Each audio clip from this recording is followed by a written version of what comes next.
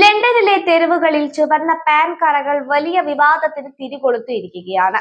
റെയ്നേഴ്സ് lane, Northern Harrow തുടങ്ങിയ പ്രദേശങ്ങളിൽ ഗുഡ്കയും വെറ്റില മുറുക്കലും തുപ്പുന്നതിന്റെ ഫലമായി റോഡുകളും ചവറ്റുകുട്ടകളിലും മലിനമാകുന്നത് സോഷ്യൽ മീഡിയ വഴി ശ്രദ്ധ നേടിയിട്ടുണ്ട്. ഹാരോ ഓൺലൈൻ റിപ്പോർട്ട് ചെയ്തതനുസരിച്ച് ഈ പ്രദേശങ്ങളിലെ കടകൾക്കും ടേക്ക് അവേ റെസ്റ്റോറന്റുകൾക്കും പുറത്ത് ഈ കറകൾ സാധാരണമാണ്.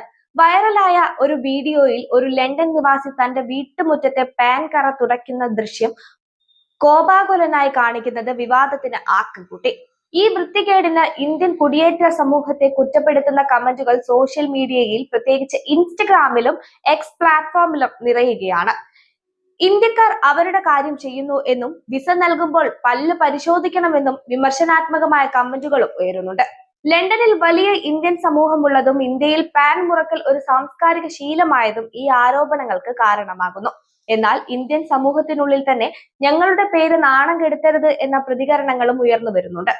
UK-യിൽ പാൻ ഉൽപ്പന്നങ്ങളുടെ വിൽപ്പനയ്ക്ക് നിയമപരമായ നിരോധനമില്ല. പക്ഷേ ചില്ലറ വ്യാപാരികൾ HMRS-ൽ രജിസ്റ്റർ ചെയ്യുകയും കർശനമായ നിയന്ത്രണങ്ങൾ പാലിക്കുകയും വേണം.